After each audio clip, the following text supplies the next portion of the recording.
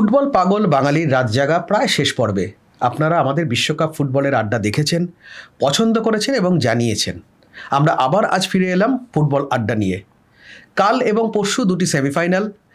কাল প্রথম সেমিফাইনালে মুখোমুখি ফ্রান্স এবং স্পেন। ফাইনালে ওঠার লড়াইয়ে কে এগিয়ে কে পেছিয়ে এসে তো থাকবেই, কিন্তু ফুটবল বিশেষজ্ঞরা মনে করছেন এই সেমিফাইনালটা, প্রথম সেমিফাইনালটা কোথাও ফাইনালের আগের একটা ফাইনাল।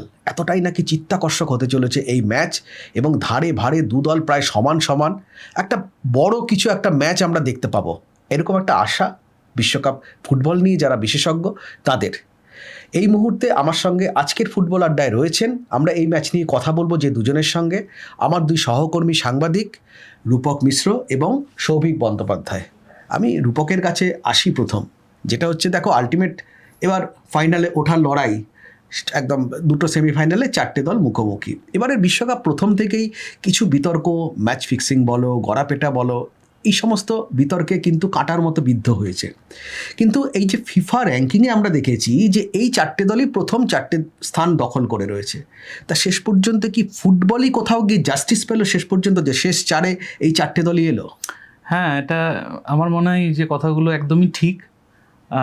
অন্তত র্যাঙ্কিংয়ের বিচারে আমরা দেখছি যে 1-এ আছে ফ্রান্স, 2-এ আছে স্পেন, 3-এ আছে আর্জেন্টিনা, আর 4-এ আছে ইংল্যান্ড। আচ্ছা, তাহলে এই চারটে টিমই কিন্তু আলটিমেটলি বলতে পারি যে শেষ যুদ্ধের ঠিক আগের ধাপে তারা এসে পৌঁছেছে। এইবারে বলতে পারো যে ঐতিহাসিকভাবেই যে একটা সত্য, বিশ্বকাপের সত্য আমরা যদি বলি, ঐতিহাসিক সত্য যে আফ্রিকান টিম এবং এশিয়ান যে টিমগুলো তারা মানে টুর্নামেন্ট শুরুর আগে খুব আশা জাগায়, প্রতিশ্রুতি জাগায়, তাদের কোচ অনেক কথা বলেন। যেমন ধরুন এবারের জাপান যে কোচ, তিনি কিন্তু বলেছিলেন যে আমরা এখানে অংশ নিতে আসিনি, আমরা বিশ্বকাপ জেতার লক্ষ্য নিয়ে এসেছি। তাহলে জাপান কিন্তু ভালো প্রতিশ্রুতি জাগিয়েছিল, কিন্তু ব্রাজিলের বিরুদ্ধে শেষ মুহূর্তের গোলে তাদেরকে ভালোই খেলেছে, তারা প্রতিশ্রুতি জাগিয়েছে, আশা জাগিয়েছে।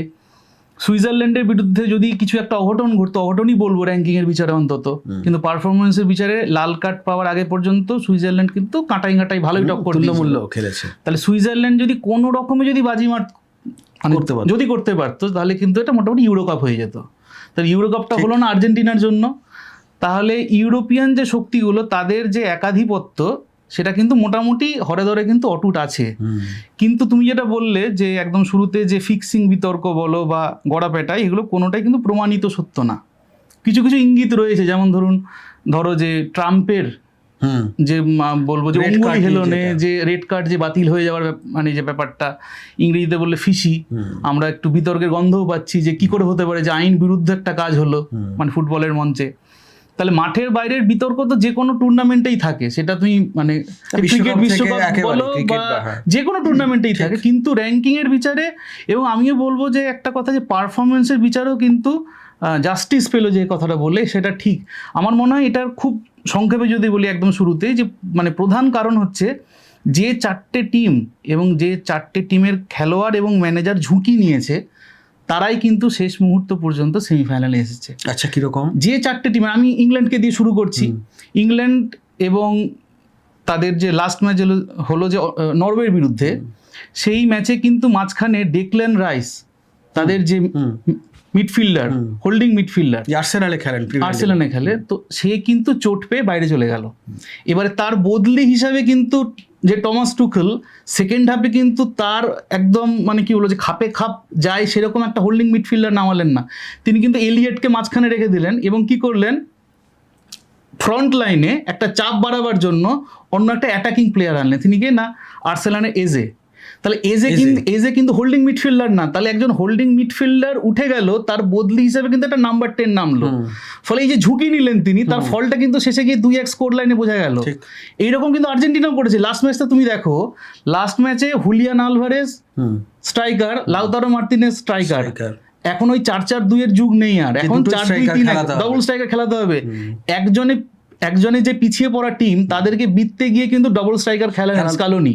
ফলে যে, এবং এটা কিন্তু ফ্রান্সের ক্ষেত্রে তো আমরা শুরুর মিনিট থেকে দেখতে পাচ্ছি, তাদের মোটামুটি মনে হচ্ছে যে মিডফিল্ড রক্ষণ বলে কিছু নেই, সবই আক্রমণ। হ্যাঁ, মানে এই একমাত্র টিম গোটা কি বলবো যে বিশ্বকাপে যারা 4জন অ্যাটাকার নিয়ে খেলছে, 4জন অ্যাটাকার একটা টিমে দেখা যায় না। তাহলে আমি ওটাই বলতে চাইছি যে সমস্ত দল তুচেলা। ঝুঁকি নিয়েছে, তারাই কিন্তু আলটিমেটলি শেষ চারে আর তুমি তুচেলার কথা শিখেছে। আগের দিনে আমাদের আলোচনায় বলেছিলাম, ট্যাকটিক্সও কিন্তু বাজিমাত করতে পারে এবং আলটিমেটলি সেটা হলো। সেটাই হলো আলটিমেট, কিন্তু সেটা সেটাই হলো। হলো। এবং আমি কালকের ম্যাচের প্রসঙ্গে যদি আসি, তার মানে এটুকু বলতে পারি যে কোথাও গিয়ে ফুটবল এমন একটা খেলা, সেখানে দক্ষতা এবং যোগ্যতাই শেষ কথা বলে। সেটা সেমিফাইনালের 4টে দল সেই দক্ষতা এবং যোগ্যতা দেখিয়ে এখানে এসেছে, অন্য বিতর্কে কোনো ইন্ধন খুঁজে নেওয়ার কোনো না, ওটা সব একটাও কিন্তু প্রমাণিত কিছু নয় সেই বিতর্কগুলো। এবার কালকের ম্যাচে আসি, আমার সঙ্গে সৌভিক রয়েছে, সৌভিকের কাছে আমি একটু যাবো স্পেন নিয়ে। স্পেনের বিষয়টা দেখো, 2010-এ শেষ বিশ্বকাপ জিতেছিল, তখন সেই জাভি, ইনিয়েস্তারা তুকিতাকি কি জানো বলতো, টিকি টাকা সারা বিশ্ব জুড়ে একটা, মানে ওখান থেকে আমাদের ক্লাব ফুটবলে পর্যন্ত টিকি টাকার একটা প্রবর্তন হয়ে গেছিল আর কি। তো এবারের যে দলটাকে তুমি দেখছো, এই দলটাও তো খুব ভালো, বিশেষ করে সেমিফাইনালে অসাধারণ খেলেছে গোটা টিমটা। কিন্তু এদের মানে টিকি টাকা থেকে বেরিয়ে এসে এখন আমার ধারণা আরো অ্যাটাকিং কিছু একটা ফুটবল খেলছে এরা আর কি। তো তোমার কি মনে হয় এই ট্যাকটিক্যাল যে পরিবর্তনটা, এটার কারণটা কি? সেক্ষেত্রে এটা কি আরো এই মুহূর্তের জন্য এটাই মানে করাটা দরকারই ছিল? একদমই। দেখো, একটা কথা বলবো, যেখানে রূপক শেষ করলো সেখান থেকে আমি প্রায় শুরু করব, যে কোচেরা মানে চেষ্টা করেছে যে একটা ডিফারেন্ট কিছু করার, একটা ঝুঁকি নেওয়ার। স্পেনের ক্ষেত্রেও আমি সেটা বলবো, কারণ তুমি যদি মনে করো 2010-এর যেই স্পেন ছিল, টিকি টাকাটাকে গোটা মানে ওয়ার্ল্ডে একটা মানে নাম করে দিয়েছিল। মানে প্রত্যেকটা ক্লাব, প্রত্যেকটা মানে আমাদের ইন্ডিয়ার দলের, মানে ইন্ডিয়ার যারা ক্লাব, তারাও ওইটাকে ফলো করতো, টিকি টাকা। স্প্যানিশ প্লেয়ারের এখন তো আমাদের অনেক বেড়ে গেছে ইন্ডিয়ান ISL এ আর কি। তো সেই জায়গা থেকে দাঁড়িয়ে টিকি টাকাটা একটা যুগান্তকারী ব্যাপার ছিল। এবারে তুমি যদি কাট্টু 2026-এ স্পেনকে দেখো, বা আরেকটু যদি পিছিয়ে যাই আমি 2024-এর ইউরো জেতা স্পেনকে, বা তারও আগে 2018 বা 22-এর স্পেনকে তুমি দেখো, টিকি টাকাটা যেরকম ছিল সেই তুলনায় আক্রমণটা, কারণ স্পেনের এক সময় খেলা দেখে মানে সত্যি কথা বলতে একজন যে নর্মাল ফুটবল ফ্যান, সে স্পেনের খেলা দেখলে আধ ঘন্টা বাদে ভাবতো যে আমার ঘুম পাচ্ছে। মানে ওদের ওই টিকি টাকাটা এতটাই বেশি, এতটাই বোরিং ফুটবল, এক লাইনে বলতে গেলে বোরিং ফুটবল খেলতো স্পেন। মানে গোলকিপার থেকে ডিফেন্ডার, মিডফিল্ডার, আবার গোলকিপার, আবার অ্যাটাকার, আবার গোলকিপার, মানে এরকমও দেখা গেছে যে ফরওয়ার্ড থেকে গোলকিপারকে বল পাস দিচ্ছে। একটা কথা বলি যে যতক্ষণ পর্যন্ত না বিপক্ষ টিম কোনো ভুল করছে, যতক্ষণ পর্যন্ত না বিপক্ষ টিমের ডিফেন্সিভ লাইনে একটা ফাটল দেখা দিচ্ছে, ততক্ষণ পর্যন্ত কিন্তু তারা বল সার্কুলেট করে যাচ্ছে নিজেদের মধ্যে, এবং এটা কিন্তু দর্শকদের কাছে খুব একটা মনোরঞ্জন না। কিন্তু এখন কি চেঞ্জ হলো, ওটা মানে সৌভিক আর ভালো বলতে পারবে। এবার সেটাই আমি বলছি, কারণ দর্শক যারা মাঠে যায় বা আমরা যারা ফুটবল দেখি, আমরা গোল দেখতে ভালোবাসি। মানে এক গোল হচ্ছে, একটা যদি 5 গোল 4 গোল না হয়, এক গোলে ম্যাচ শেষ হচ্ছে 0-0, আমাদের ভালো লাগে না। কিন্তু স্পেনের খেলাটা ঠিক ডিফারেন্ট ছিল, মানে এক গোলে জিতবো কিন্তু পুরো বল পজিশন। তুমি যদি এখনো দেখো, টিকি টাকার সঙ্গে স্পেনের আক্রমণ ভাগটা বেড়েছে, তার কারণ হচ্ছে কোচ বদল। কারণ লুই এনরিকে যে এর আগে কোচ ছিল, তিনি PSG-তে সাফল্য পেয়েছেন, কিন্তু অদ্ভুতভাবে স্পেন টিমটাতে উনি সাফল্য পাননি, খুবই সমালোচনার শিকার হয়েছেন এই টিকি টাকা ফুটবলের জন্য, অতিরিক্ত বোরিং ফুটবল। কিন্তু আমি একটা কথা বলবো সৌভিক, একটু থামিয়ে, যে কোথাও গিয়ে কি মনে হয় না যে মানে কাজে দিক, ফল আসুক, ট্রফি আসুক, এই টিকি টাকা ফুটবলটা কোথাও গিয়ে একটা মানে রিজিড একটা মানে দর্শনে পরিণত হচ্ছে। যেরকম ধরো যে বার্সেলোনা, ওদের একটা দর্শন আছে যে আমরা আমাদের একাডেমি থেকে সমস্ত প্লেয়ারগুলোকে আনবো, যে সমস্ত কোচ আমাদের এই দর্শনে খাপ খাওয়াবে তাদেরকেই আমি একমাত্র আনবো, বাদ বাকি কেউ আসবে না। তো কোথাও গিয়ে কি এইটা মানে কোথাও মনে হচ্ছে না যে স্পেনের খেলাটা মানে রিজিড হয়ে গেছে, এবং এখন যিনি কোচ যে দেলা ফুয়েন্তে, সে কোথাও গিয়ে একটা মানে চেঞ্জ হয়ে যাচ্ছে, মানে বেরিয়ে যাচ্ছে। আমি ওটাই বলছি যে টিকি টাকার সঙ্গে তুমি যদি খেয়াল করে দেখবে, টিকি টাকা কিন্তু এখনো স্পেন খেলছে একদমই, কিন্তু টিকি টাকার সঙ্গে ওই যে এই যে উইং থেকে অ্যাটাক, ঠিক আছে, ইয়ামাল একদিকে, উইলিয়াম মাঝমাঠে, অলমো, ঠিক আছে। এবার এই যে অ্যাটাকটা তারা করছে, সেটা স্পেনের খেলায় এর আগে দেখা যায়নি। মানে লাস্ট ওয়ার্ল্ড কাপেও তুমি এতটা দেখবে না, হয়তো একটা পরিমাণে একটা চেঞ্জের তো একটা সময় লাগে, দুম করে যে আমি ওয়ার্ল্ড কাপ ধীরে ধীরে। এবার তুমি যদি দেখবে লাস্ট ওয়ার্ল্ড কাপেও স্পেনের খেলার মধ্যেই টিকি টাকার সঙ্গে একটা অ্যাটাকিং ব্যাপার ছিল। হয়তো সেটা ফ্রান্সের মতো না 4টে অ্যাটাকার নিয়ে খেলবো, আমি পুরো অ্যাটাকই করে যাবো না। তুমি বলছো গত 4 বছর ধরে এই যে চলছে একটা নিরন্তর, এগুলো তো একটা প্রসেস, সেটা এবার এসে ফাইনালি ইমপ্লিমেন্টেশন, এবং সেই প্রসেসের সফলতাটা এসেছে 2024-এর ইউরোতে। সেই ম্যাচ তুমি যদি মনে করো, জার্মানির এগেনস্টের ম্যাচ, আমরা স্পেন 2-1 জিতেছে, ইংল্যান্ডের এগেনস্টে ফাইনাল স্পেন 2-1 জিতেছে। যদি 2-1 না, আমার মনে ওটা মানে ইংল্যান্ডকে একদম দুর্মুষ করে দিয়েছিল, মানে স্কোর লাইন একদমই, হ্যাঁ, যদি পালমার যদি গোলটা না করতো মোটামুটি এক পেসে মানে যাকে নাচানো নাচিয়েছে। মানে ফুটবল তো আলটিমেটলি তোমার স্কোর লাইনটা ডিফাইন করে যায়, কত স্কোর হয়েছে, কিন্তু খেলাটা ডিফাইন করে না, একদমই না। মানে এমনও ম্যাচ আমরা দেখেছি পুরো একটা টিম ডমিনেট করে গেল কিন্তু অপোনেন্ট টিম এক গোলে জিতে গেল, সেটা আলাদা ইস্যু। কিন্তু তোমার যে খেলার ডমিনেশনটা, খেলার ধরনটা, টিকি টাকা এখনো আছে, কারণ স্পেনের ওটা পরিচয় আমি মনে করি, টিকি টাকাটা স্পেনের পরিচয়, আইডেন্টিটি। টিকি টাকাটা স্পেন ছাড়তে পারবে না, কিন্তু তার সঙ্গে যে এই যে অ্যাটাকিং এর মিশেলটা, আমার মনে হয় এটাই স্পেনকে ডিফাইন করে দিচ্ছে এই ওয়ার্ল্ড কাপ। আর আমি আরেকটা প্রশ্ন করবো সুভিককে, যেমন খুব জানতে ইচ্ছা করছে যে টিকি টাকার স্তম্ভ যদি বলি আমি, স্পেনের দুজন ছিল আমার মতে, দুজন না তিনজন বলা যায়। একজন হচ্ছে জাভি, একজন ইনিয়েস্তা, আর একজন খুব সাইলেন্ট থাকে বুস্কেটস।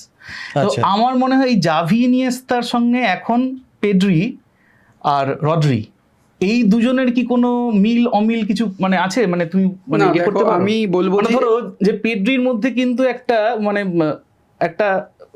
দ্রুত দৌড়, যেটা কিন্তু আমরা কি বলবো যে ইনিয়েস্তার মধ্যে দেখতাম, আর রড্রির মধ্যে একটা হোল্ডিং মিডফিল্ডার টাইপের ব্যাপার, এটা কিন্তু আগেও ছিল, মানে এইটার মধ্যে কোথায় একটা ফারাক। হ্যাঁ, কারণ দেখো বিষয়টা হচ্ছে পেড্রির বয়সটা এখন অনেক কম, মানে এখনই আমি যদি ওকে বা কোনো ফুটবল বিশেষজ্ঞ যদি ইনিয়েস্তার সঙ্গে তুলনা করে সেটা জাস্টিফাইড হবে না, কিন্তু আমি বলবো ওর বয়সটা যেহেতু কম, কিন্তু এখনই আমরা ভাবছি যে হয়তো ইনিয়েস্তার একটা ছাপ আছে, এটাই ওর কাছে অনেক বড় ব্যাপার।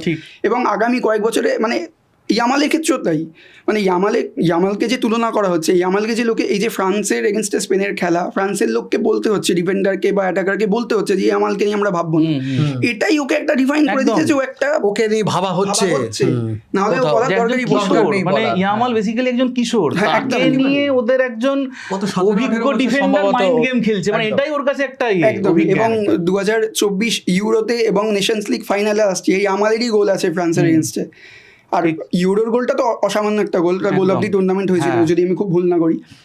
সেক্ষেত্রে এবার দেখো তোমার কথায় আসি, যদি পেড্রি রড্রিকে আমি ধরি, জাভি ইনিয়েস্তা, পেড্রির বয়সটা এখন কম, কিন্তু পেড্রির মধ্যে সেই ছাপটা আছে। আমি বলবো রড্রি তো অনেকদিন ধরে রড্রি আছে, কিন্তু রড্রির একটা লিথাল ব্যাপার হচ্ছে, তুমি এই ওয়ার্ল্ড কাপে যদি স্ট্যাট ফলো করো, রড্রি হচ্ছে সব থেকে পাথ ব্রেকিং পাস বাড়িয়েছে মিডফিল্ড থেকে, একদম। আচ্ছা, সেটা কিন্তু 2010-এর জাভি ইনিয়েস্তারও ছিল বলে আমার মনে হয় না।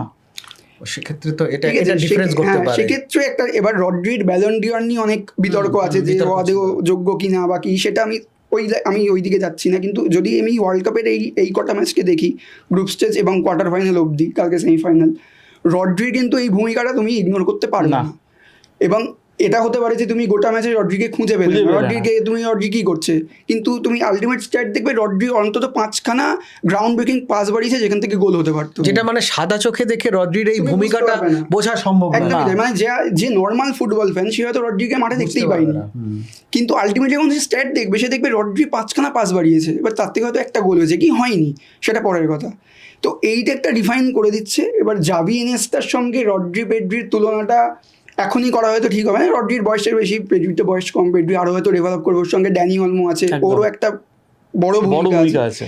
আর তখন দেখো তো ওই টিমটায় দেখো জাভি ইনিয়েস্তা ছাড়াও নিচে কে ছিল, পুয়োল ছিল, পিকে ছিল, এবার এখানে কুবারসি আছে, তার 19 বছর বয়স, মানে ডেভেলপ করার অনেক সময়। এই কারণেই বলবো স্পেন কেন লিথাল, স্পেন কেন একটা রিফাইন করে দিচ্ছে এতগুলো যে বয়স কম, ইয়ামাল বলো, কুবারসি বলো, আরেকটা প্লেয়ারের কথা বলবো, পোড্রো পেরো, যে রাইট ব্যাক, সেও দেখবে তুমি একটা ম্যাচে গোল করেছে। মানে আমরা তো একটা জানি যে স্পেনের হচ্ছে দুটো, একটা হচ্ছে টিকি টাকা, একটা হচ্ছে ফলস নাইন, এটা ডিফাইন করে দেয়।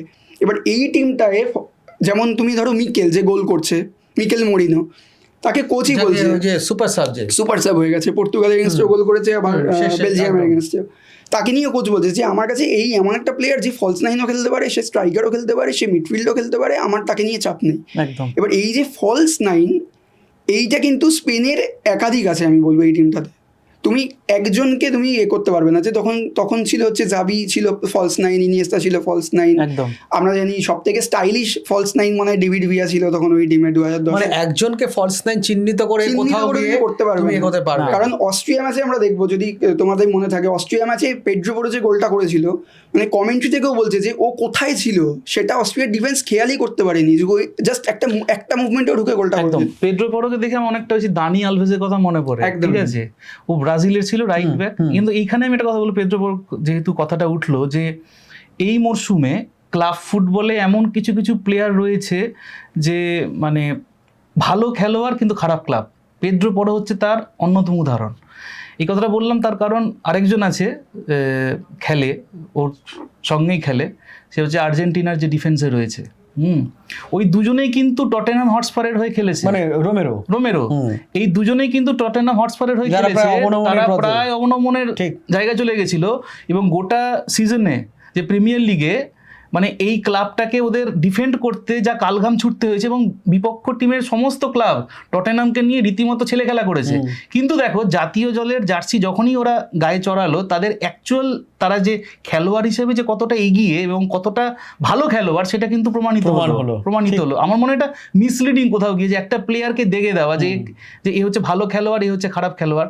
আমার মনে হয় চারপাশে যে প্রতিবেশটা সেটা একটা কোথাও ফ্যাক্টর করে। পেদ্রো পোরোকে যদি তুমি ওর যদি সিজন দেখো যে প্রিমিয়ার লিগে একটার পর একটা ভুল পাস করেছে, কিন্তু এখন মানে কি বলবো যে স্পেনের হয়ে কিন্তু একটা অন্য একটা অবতার, অন্য লেভেলে খেলছে। আমি এখানে তোমার কাছে রূপক আর একটা প্রশ্নে আসি, যেটা হচ্ছে তুমি একটু আগে বলছিলে মাইন্ড গেমও, ইয়ামেলকে নিয়েও যেটা শুরু হয়ে গেছে এখন এরা মাইন্ড গেম, বাচ্চা ছেলে। কিন্তু কোথাও কি তোমার মনে হয়, তুমি আগের দিন তুচেলকে নিয়েও কথা বলেছিলে যে কালকের ম্যাচটা দুই কোচের একটা কৌশলগত লড়াইয়ের জায়গা, সেখানে কি হতে পারে? আমার মনে হয় যে এর আগে পর্যন্ত আমরা যতগুলো ম্যাচ দেখেছি, যেমন ধরো নরওয়ে এবং ইংল্যান্ডের ম্যাচে শঙ্খ একটা ভালো প্রশ্ন করেছিল যে নরওয়েকে আমরা দেখলাম ব্রাজিলের এগেনস্টে নিজেদের অর্ধেই বলটা রাখছে এবং ব্রাজিলকে আহ্বান করছে যে এসো বলটা নাও দেখো। কিন্তু ব্রাজিল যেহেতু মানে কি বলবো যে প্রেসিং ফুটবল খেলে না বা এখনো খেলেনি, সেই কারণে তারা ফায়দাটা লুটেছে। ইংল্যান্ডের বিরুদ্ধে কি সেটা হবে? আমরা দেখলাম সেটা হয়নি। খেলাটা কিন্তু আলটিমেটলি 50-50 হয়েছে এবং খুব মানে কি বলবো যে ট্যাকটিক্যাল ব্যাটেল হয়েছে। এরকম না যে একটা দল নিজেদের মধ্যে রাখছে, অন্য দল তাদেরকে কিছু করছে না। আমার মনে হয় কালকের খেলাটা ইন্টারেস্টিং এই কারণ এই দুটো টিম তারা কিন্তু প্ল্যান বি ভাবতে জানে না। মানে আমি তোমাকে একটা উদাহরণ দিয়ে বলছি, একটা সিনারিও একটা কল্পনা করতে বলছি। ধরা যাক 80 মিনিট পর্যন্ত 70 মিনিটে ফ্রান্স একটা লিড নিল, ধরা যাক। এবারে বাকি আছে আর মাত্র 20 মিনিট। আমি হল অফ করে বলতে পারি ওই 20 মিনিট কিন্তু ফ্রান্স 6-7জন ডিফেন্ডার তাদের অর্ধে নামিয়ে খেলবে না, একটাকে 2 করতে, যদি 2 হয় 3 করবে, 3 হলে 4 করবে। ফ্রান্স নিজেদের দর্শন ছেড়ে বেরিয়ে আসবে না, আমার মনে হয় না মানে সেটা হবে। তার কারণ হচ্ছে মানে বেশ কিছু টিম থাকে তারা ভাবে যে আমি যদি নিজেদের দর্শন ছেড়ে বেরিয়ে আসি তাহলেই বুঝি আমাদের একটা কি বলবো যে একটা স্খলন হয়ে যেতে পারে, মানে ঠিক আছে খেলার মাঠে। ফলে কালকের ম্যাচটা এই কারণেই খুব মানে ট্যাকটিক্যাল যে দুই টিমই কিন্তু বল পায়ে রাখতে ভালোবাসে। মানে এরকম না কিন্তু যে আমি কি বলবো যে কাউন্টার অ্যাটাকে আমি খেলবো বা এই করবো। ফ্রান্স কিন্তু নিজেদের অর্ধে বল রাখবে, রোটেট করবে, ছোট ছোট থ্রু পাস খেলবে, এবং তাদের যদি তুমি সমস্ত ফুটবলারগুলো দেখো তারা কিন্তু সবাই কিন্তু আক্রমণাত্মক ক্লাবের হয়ে খেলে। পিএসজিতে দেখো মানে ওদের মানে মোটামুটি সবাই, দেজিরে ডুয়ে থেকে শুরু করে, বারকোলা থেকে শুরু করে, ডেমবেলে থেকে শুরু করে, মোটামুটি সবাই পিএসজি হচ্ছে একদম ট্রেডমার্ক অ্যাটাকিং ক্লাব। আচ্ছা, রিয়াল মাদ্রিদে এমবাপে। এবার তুমি দেখো এমবাপে যখন তুমি ছকটা দেখবে ফ্রান্সের 4-2-3-1 একে আছে এমবাপে, ও কিন্তু হচ্ছে একটা মানে মুন্ড যদি বলি একটা ওই সিস্টেম। কিন্তু খেলাতে তুমি দেখবে এমবাপে কিন্তু সারাক্ষণ লেফট উইঙ্গে।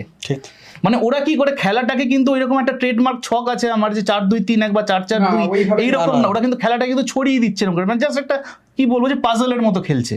তো ফলে আমার মনে হয় কালকের ম্যাচটা তুই যেটা বললি যে দুই কোচের দর্শনের লড়াই, একদমই ঠিক। যেটা ও বললো যে টিকি টাকা দর্শন সেটা তো আছেই, প্লাস ফ্রান্সের যে ফুটবল সেটা কিন্তু হচ্ছে আলট্রা অ্যাটাকিং ফুটবল। মানে তুমি দেখবে যে অন্তত 4-5 জন মিলে কিন্তু অনবরত কিন্তু আক্রমণ করতে থাকবে, একেবারেই করতেই থাকবে ওরা পর একটা অ্যাটাক। তো আমার মনে হয় যেটা আর একটা তুমি যেটা বললে যে মাইন্ড গেমের কথাটা, মাইন্ড গেমটা আমি জানি না ইয়ামাল কেন ইউরো কাপের কথাটা আনছে, কারণ ইউরো কাপের ফ্রান্স আর এখনকার ফ্রান্সের মধ্যে একটা লক্ষণীয় ডিফারেন্স হচ্ছে, তখন ওদের যে স্ট্রাইকার ছিল সম্ভবত মুয়ানি, যে কোলো মুয়ানি এবং গ্রিজমান, এই দুজন তখন আমি বলবো ফ্রান্সকে কিন্তু স্লথ করে দিয়েছিল। কারণ এই দুজন স্ট্রাইকার কি করতো, ওরা যেহেতু মানে কি বলবো যে একটু রক্ষণশীল ক্লাবের হয়ে খেলতো, যেমন ধর আতলেতিকো মাদ্রিদ হয়ে খেলতো গ্রিজম্যান। এবার গ্রিজম্যান কিন্তু ওইভাবেই তৈরি হয়ে গেছে যে বলটাকে নিজের পায়ে রাখবো, রোটেট করব, সাইড পাস দেবো, থ্রু পাস দেবো, ব্যাক পাস দেবো, এইভাবে খেলাটাকে রোটেট করব। ফুটবলের দর্শনটা কিন্তু ও কিন্তু এখন যেটা হয়েছে দিদিয়ের দেশও কিন্তু পুরোপুরি নিজের একটা কি বলবো, আমি যেটা বললাম আল্ট্রা অ্যাটাকিং ফুটবল, সেই ছাঁচে কিন্তু সমস্ত এটা ফুটবলারদেরকে কি 2022-এ ঢেলে কি একটু অভাব ছিল ফাইনাল ছিল এটার অভাব ছিল। ছিল ওই জন্য ultra আমি অবাক হচ্ছি যে ও যখন ইউরোর যখন বলছে না কথাটা যে ফ্রান্সকে ভয় পাওয়ার দরকার নেই, ইউরোতে আমরা ওদেরকে হারিয়েছি, একমাত্র দল আমরা যারা ফ্রান্সকে করে, সুতরাং ভয় যদি কেউ পায় সেটা ওরা পাবে। এবার এটা মাইন্ড গেমের জন্য ঠিক আছে, কিন্তু তাত্ত্বিকভাবে যদি তুমি দেখো বা তথ্যের বিচারে যদি তুমি দেখো, আমার মনে হয় না এই কথাটা ঠিক। হ্যাঁ, ওদের ব্যাকলাইনটা কিন্তু এক, সালিবা ছিল সম্ভবত, কি নাম প্লেয়ারটা, যে মেকানো সম্ভবত প্লেয়ারটার নাম, ও ছিল, আর থিও হার্নান্ডেজ ছিল। এবার থিও হার্নান্ডেজ সম্ভবত এই ম্যাচে খেলবে না, লুকা ডিন, এবং আমার মনে হয় লুকা ডিন যে লেফট ব্যাক ওদের, হ্যাঁ, ও কিন্তু একটা উইক লিঙ্ক, মানে ফ্রান্সের তো উইক লিঙ্ক বলতে সেরকম কিছু নেই। লুকা ডিনকে যদি লামিল ইয়ামাল, কারণ ওদের মানে দুজনের মধ্যে কিন্তু টাসেল হবে, হ্যাঁ, এই টাসেলে কিন্তু আমার যেটা মনে হয় ইয়ামাল কিন্তু বিট করে চলে যাবে, কারণ লুকা ডিন অ্যাস্টন ভিলার হয়ে এই সিজনে আহামরি কিচ্ছু খেলেনি, ঠিক আছে। সেই দিক থেকে দেখতে গেলে ফ্রান্সের যিনি লেফট ব্যাক, যে কুকুরেয়া, সম্ভবত রিয়াল মাদ্রিদে গেল চেলসি থেকে, স্পেনের, হ্যাঁ, ও কিন্তু অসাধারণ, মানে লক্ষিন্দরের বাসর ঘরে ছিদ্র বলতে যদি কিছু থাকে তাহলে সেটা রক্ষণের কিন্তু লেফট ব্যাক, কারণ লুকা ডিন আমার মতে উইক লিঙ্ক ফ্রান্সের, কারণ ওদের দেখো মোটামুটি কিন্তু সালিবা আর্সেনালের স্তম্ভ, উপামেকানো বায়ার্ন মিউনিখের স্তম্ভ, ওদের মধ্যে মানে কি বলবো যে তালমিলের একদম পারফেক্ট মিডফিল্ড সেট, অ্যাটাক তো ছেড়েই দাও, কিন্তু একমাত্র যদি কিছু উইক লিঙ্ক হয়, আমি বলবো দর্শক যারা খেলাটা দেখবে, ইয়ামাল বনাম লুকা ডিন, এই দ্বৈরথটার দিকে কিন্তু নজর দর্শকদের রাখতে হবে, উপভোগ্য একটা জায়গায় যাবে। আমি একবার সৌভিকের কাছে আসি, সেটা হচ্ছে যে আমাদের রূপকের কথায় উঠে আসলো যে ফরাসি কোচের এবারে দর্শনীয় হচ্ছে আল্ট্রা অ্যাটাকিং, একদম আল্ট্রা, এবং সত্যিই তাই, গোল হচ্ছে, দেখো এমবাপে গোল করছে, ডেমলে গোল করছে। এবং একটা কথা আমি বলবো, ও নকআউটে ফ্রান্স একটা গোল খায়নি না, একটা কথা আছে না, attack is the best defence, একদম আমার মনে কথাটার ফলিত প্রয়োগ কিন্তু ফ্রান্স করে দেখাচ্ছে। ওরা এত অ্যাটাক করছে, মানে অপোনেন্ট টিম তারপরে দেখা যাবে। প্যারাগুয়ে ম্যাচে দেখলাম, তার আগের ম্যাচে মোরক্কো মানে বাকি সমস্ত দলের এগেনস্টে চোখে চোখ লেগে লড়েছে, ব্রাজিলের বিরুদ্ধে ইনফ্যাক্ট, তারা মনে হলো অ্যাটাক জিনিসটাই ভুলে গেছে, যে হাকিমি উইং ধরে মানে পাগলের মতো ছুটে বেড়ায়, বলগা হরিণের মতো ছোটে, সে পর্যন্ত নির্বিষ হয়ে গেল হঠাৎ করে, মানে কারণ ওদের মানে কি বলবো যে তটস্থ অবস্থা, মানে ওদের ভাবো না কাকে ছেড়ে কাকে ধরবে, তুমি এমবাপেকে মার্ক করতে যাও তো ওইদিকে তুমি দেখলে ডেমবেলে চলে এলো, ডেমবেলেকে মার্ক করতে যাও তো চলে গেলো ওই ডেজিরে ডুয়ে, ফলে ওদেরকে মানে বেঁধে রাখাটা খুব চাপ, ফলে বেঁধে না রাখতে গিয়ে যদি আমি কি বলবো অ্যাটাক করতে যাই, ফলে আমাকে খেতে হবে, গোল খেতে হবে। এই ঝড়টা, এই টর্নেডোটা তো কাল আসবে, স্পেনের রক্ষণেও কিন্তু এটা আছড়ে পড়বে। তোমার কি মনে হয় কি ট্যাকটিক্স করতে পারে এরাও? কি পাল্টা অ্যাটাকে গিয়ে ফ্রান্সকে ব্যতিব্যস্ত করার চেষ্টা, নাকি রক্ষণ সামলানোর জন্য কিছু আধুনিক ফুটবল, এবং স্পেন আর সমর্থক, সেক্ষেত্রে কি হতে পারে? দেখো, আমি বলবো মারাত্মক একটা ম্যাচ হতে চলেছে, এটাতে তো কোনো সন্দেহ নেই, কারণ রূপক যেটা বললো, নকআউটে ফ্রান্স একটাও গোল খায়নি, গোটা টুর্নামেন্টে এখনও খুব সম্ভবত 2টো গোল খেয়েছে। স্পেন লাস্ট ম্যাচ অব্দি কোনো গোল খায়নি, প্রথম বেলজিয়ামের গোলটা খেলো। তো সেই দিক থেকে দেখতে গেলে স্পেন সব থেকে কম গোল খেয়েছে ওয়ার্ল্ড কাপে, তারপরেই আছে ফ্রান্স। সুতরাং এক কথায় বলা যেতে পারে দুটো টিমের ডিফেন্স নিয়ে কোনো কথা হবে না, উইকলিং থাকতেই পারে, স্পেনেরও উইকলিং থাকবে, ফ্রান্সেরও উইকলিং থাকবে, এটা হচ্ছে প্রথম পয়েন্ট। সেকেন্ড পয়েন্ট হচ্ছে ফ্রান্স যেহেতু এত অ্যাটাক করছে, এবার অবভিয়াসলি স্পেনের যে কোচ দে লা ফুয়েন্তে, সেও অ্যাটাকেই বিশ্বাস করছে, কারণ টিকি টাকার সঙ্গে তারও অ্যাটাকিং টেন্ডেন্সি অনেক বেশি এই ওয়ার্ল্ড কাপে আমরা সেটা দেখতে পাচ্ছি।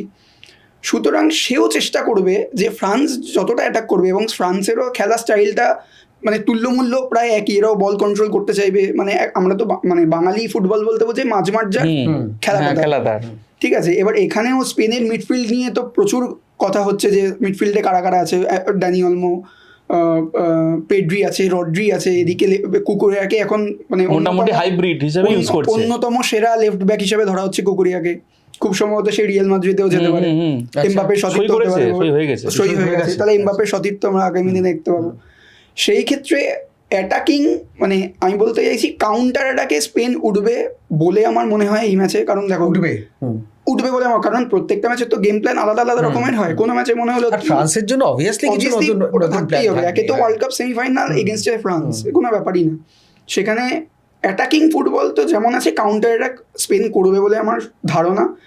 কিন্তু ফ্রান্সের থেকে কিভাবে স্পেন এগোতে পারে সেই দিক থেকে হয়তো বলতে পারি যে কোচ হয়তো চাইবে যে মাঝমাঠটা অবভিয়াসলি কন্ট্রোলে রেখে দুটো উইংকে ব্যবহার করার। কালকে আমার যতদূর ধারণা দুটো উইংকে স্পেন এই টুর্নামেন্টে যতটা না ইউজ করেনি কালকে সেটা করবে, এবং সেটা শুধু ইয়ামালকে না, প্রয়োজনে আমরা নিকো উইলিয়ামসের চোট যেহেতু আছে ওকে হয়তো পরে নামতে দেখতে পারি, বা 65 মিনিটে আমরা হয়তো নিকো উইলিয়ামকে ইয়ামালের সঙ্গে শুরু থেকে নামবে না, ওকে আমরা দেখতে পারি।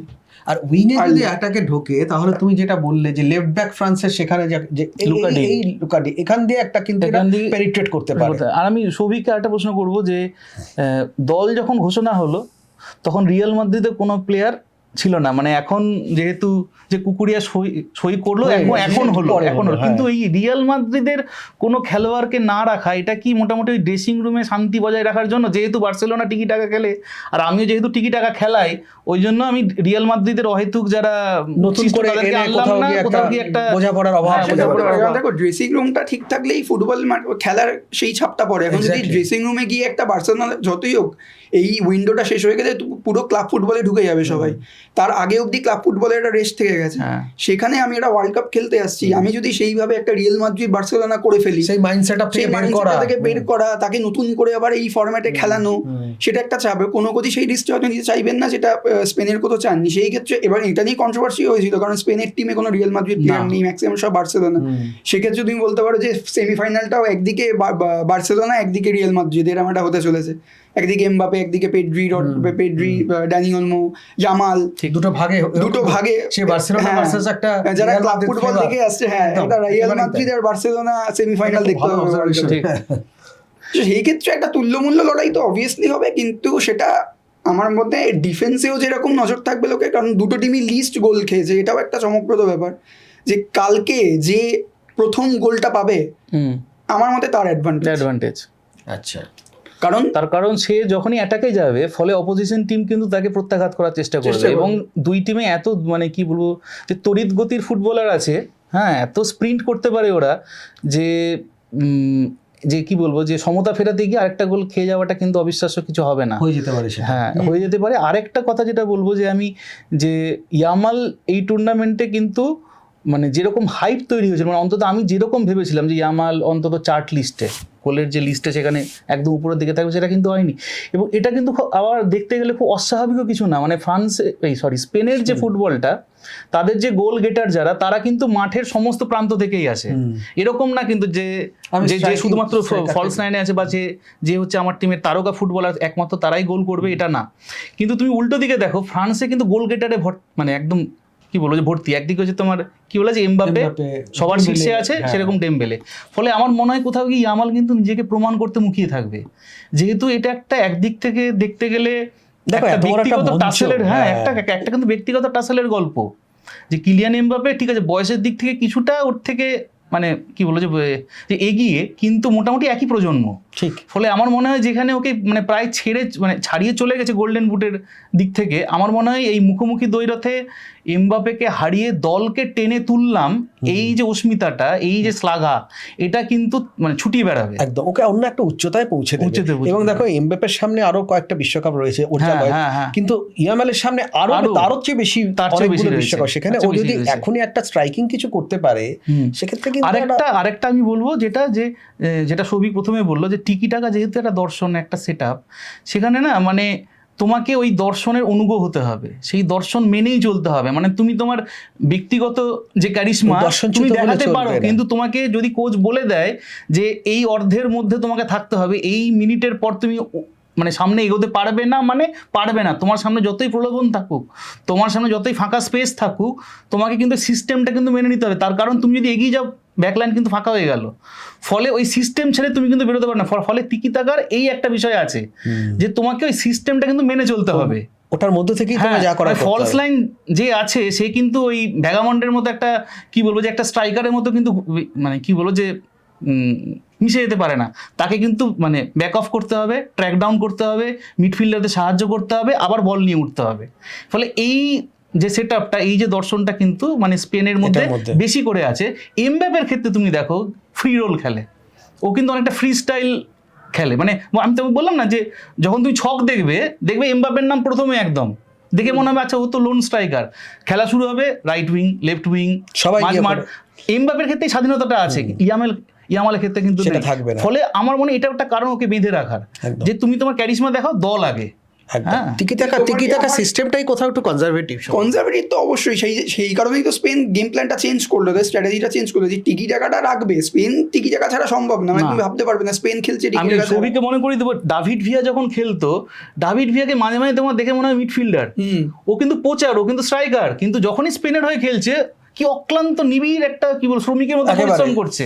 ফলে আমার মনে হয় যে কি বলবো, যে কালকেও সম্ভবত এটাই আমরা দেখতে পাবো। কিন্তু এই ক্ষেত্রে আমি তোমাকে বলবো যে তুমি যে বললে যে ইয়ামালকে কন্ট্রোল করছে, মানে ইয়ামালকে বলে দেবে যে তুমি এই জায়গা থেকে, আমার মনে হয় যেহেতু নিকো উইলিয়ামস পুরোপুরি ফিট নয়, কারণ আমরা ইউরোতেও দেখেছি, নেশনস লিগও দেখেছি, মানে নিকো উইলিয়ামসের সঙ্গে ইয়ামালের একটা ইন্টারচেঞ্জ হয়, মানে হঠাৎ করে ও লেফট উইং এ চলে আসে, ও রাইট উইং এ চলে যায়, এবং তুমি কখনোই দুটো উইঙ্গারকে বলতে পারো না যে তোমরা এগিয়ে যাও, তাহলে কিন্তু দলের মিডফিল্ডের ব্যালেন্সটা একদম ব্যালেন্স এবার নষ্ট হয়। যেহেতু নিকো উইলিয়ামস নেই বা একদম। পার্শিয়ালি আছে, সেহেতু চাপটা ইয়ামালের উপরে অনেকটা বেশি। সেই কারণে ওকে হয়তো সেই কন্ট্রোলটা দেওয়া যাবে না, মানে ওকে ফ্রি স্টাইলটা দেওয়া যাবে না, তুমি মুভমেন্ট করো, কারণ তাহলে এখানে ল্যাক হয়ে যেতে পারে। ঠিক সেইটা একটা আমার মনে হয়। কিন্তু কালকের ম্যাচে যদি মানে আমরা দেখতে পাই যে নিকো উইলিয়ামস নামছে মাঠে, যে কোনো মানে সেকেন্ড হাফেই নামবে আশা করি, যদি সেই রকম পজিশন হয় সেকেন্ড হাফেই নামবে 60 মিনিট বা 65 মিনিটে যদি নামবে, তাহলে হয়তো আমরা ওই ইন্টারচেঞ্জটা দেখতে পারি, যেটা একটু স্লাইটলি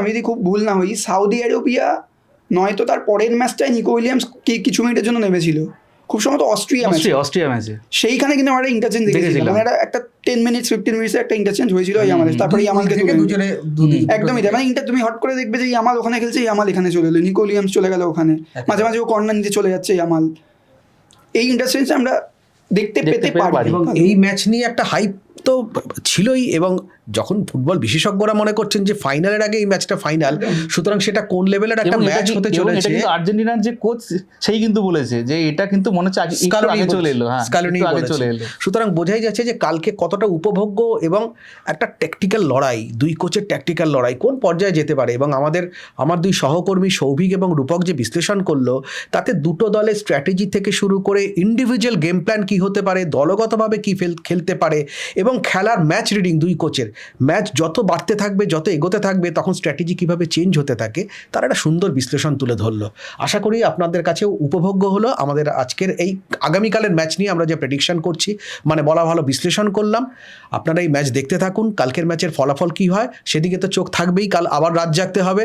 তারপর আমরা আগামীকাল নিয়ে চলে আসবো পরশুদিনের ম্যাচ নিয়ে, ইংল্যান্ড ভার্সেস আর্জেন্টিনা ম্যাচ নিয়ে, কি রয়েছে, কি হতে পারে, কি না হতে পারে, দুই কোচের ট্যাকটিক্স কী হতে পারে, কি হতে পারে না হতে পারে, সবটা নিয়ে আমরা আলোচনায় আসবো।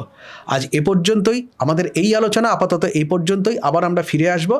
চোখ রাখুন সব খবর দেখার জন্য, সঠিক খবর দেখার জন্য দ্য ওয়ালে।